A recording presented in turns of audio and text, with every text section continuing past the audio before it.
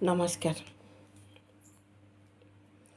ଆଜି ଆମେ ପହଞ୍ଚିଛେ 2026 ମସିହାରେ, କିନ୍ତୁ ଆପଣ ଯଦି ତର୍ଜମା କରିବେ ଆମେ ବହୁତ ପଛକୁ ଫେରିଯାଇଛି। ଆମ ମାନସିକତା, ଆମ ଚଳିବାର ପରମ୍ପରା ଏସବୁ ଆମେ ବହୁତ ପଛକୁ ପଳେଇଛେ।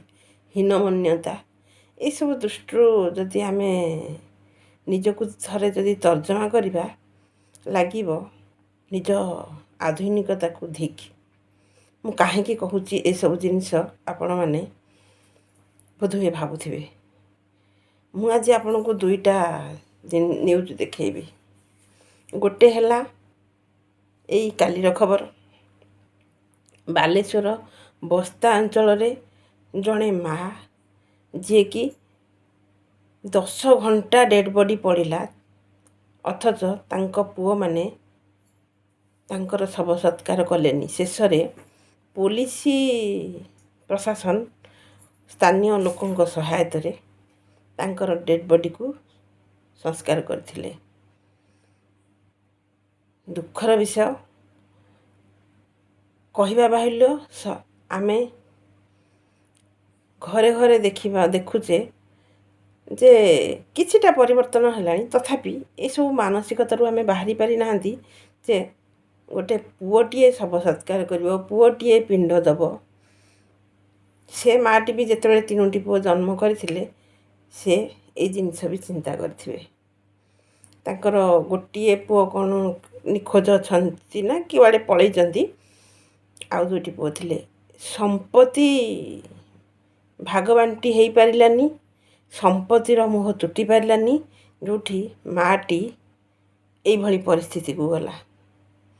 ଯେଉଁ ସମ୍ପତ୍ତି ସେଇ ମା' ଆଇଦର ଇନକମ୍ କରିଥିଲା, ନାହିଁ ତ କେୟାରଟେକର୍ ହେଇକି ତାକୁ ସଂରକ୍ଷଣ କରି ରଖିଥିଲା ବୋଲି ଆଜି ଏଇଭଳି ପରିସ୍ଥିତି ହେଇଛି।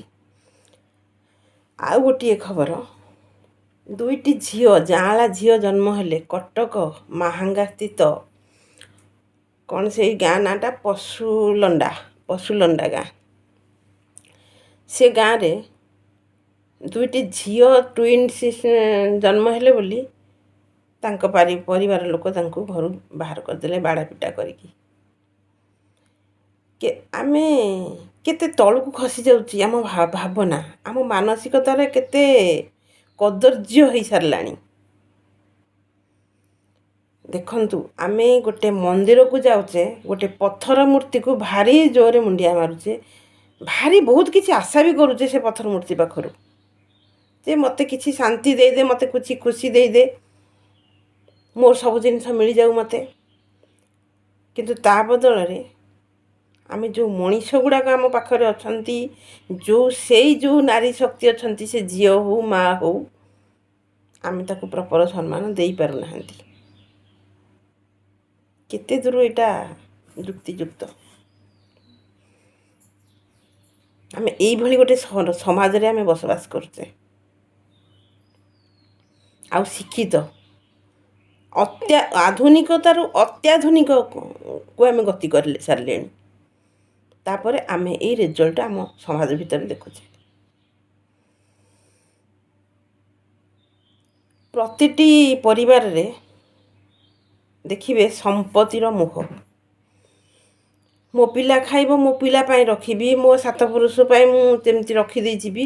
ଏଇଭଳି ଆମର ଗୋଟେ ନୀତିଦିନ, ସକାଳୁ ଉଠିଲେ ଗୋଟେ ଦିନଚର୍ଯ୍ୟା, ଆମେ ଦୌଡ଼ି ଚାଲିଛେ ଏକ୍ସଟ୍ରାକ୍ଟ କରିବା ସମ୍ପତ୍ତି। ଗୋଟେ ଜାଗା ଅଛି 5ଟା ଜାଗା କିଣିବା, ବ୍ୟାଙ୍କ ବାଲାନ୍ସ ବଢ଼େଇବା। ଆମେ ଖାଲି ଏଇ ଚିନ୍ତାରେ ରହୁଛନ୍ତି, କ'ଣ ନା ମୋର ଯେଉଁ ଅଛନ୍ତି ପିଢ଼ି ସବୁ, ସେମାନେ ଖାଇବେ। ଏଇଟା ଗୋଟେ ଆମକୁ ରୋଗ ଗ୍ରାସିଛି, ମାନସିକ ବିକୃତ ରୋଗ କହିଲେ ଅତ୍ୟୁକ୍ତି ହେବ ନାହିଁ। ଗୋଟେ କଥା ପୂର୍ବରୁ ଥିଲା, ପିଲା ଯଦି ଯୋଗ୍ୟ ହେବ ଧନ କାହିଁ ପାଇଁ ସଞ୍ଚିବି, ପିଲା ଯଦି ଅଯୋଗ୍ୟ ହେବ ଧନ କାହିଁ ପାଇଁ ସଞ୍ଚିବି। ଏଇଟା ଯିଏ କହିଥିଲେ ସେ କିଛି ମିଛ କହିନଥିଲେ।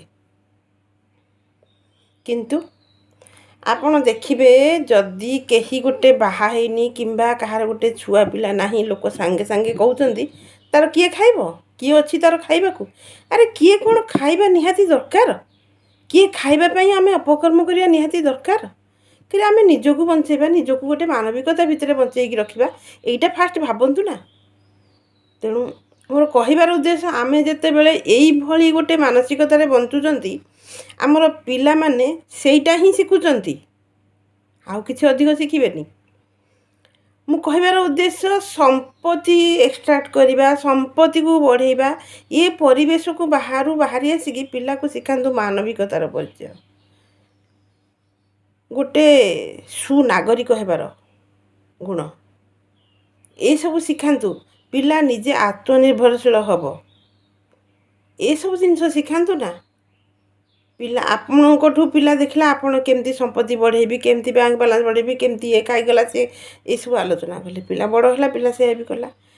आजिकल केते मानविकता शून्य हो सारा लोक आपण देखंतु गोटे माने झियो हैला बोली से तांको घर काट दउचंती इठी आंकर पुओ थाई कि भी ये अन्य लोकों द्वारा तांकर सब संस्कार है जदि आमे मानुचंती आमे जदि आमर संस्कार संस्कृति आम परंपरा को धरिकी रखा ठीक अच्छे धरिले किसी कथा नहीं आमर संस्कार होची आमे मानुचंती किंतु मते कहतु सी जो 3टी पुओ जन्म करथिले तांको पुओ सी भी भाभी जो सेटा हैला कि